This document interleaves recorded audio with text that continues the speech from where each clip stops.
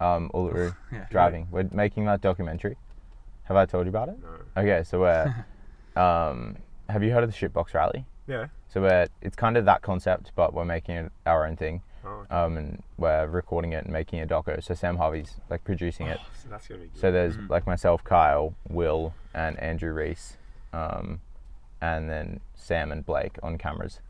And we're doing it for mental health, so all the profits raised will go to Gotcha for Life, Yes, yeah. with obviously the idea of like zero suicides and eradicating suicide is like a goal I have and a vision that I try and work towards. Yeah.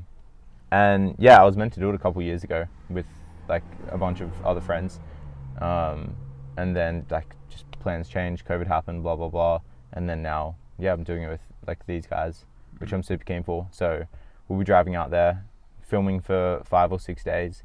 One of my mates, Will, he have you met Will? Will did. Probably not. Okay.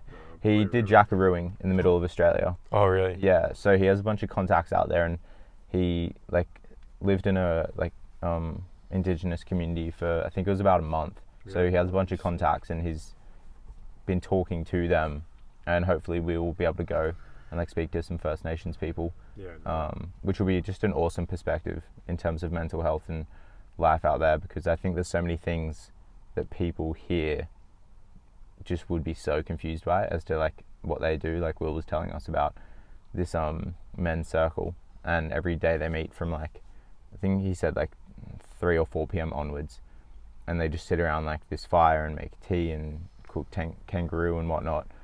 And one time he went and just like timed it on his phone or his watch, and it was 40 minutes before anyone said a word.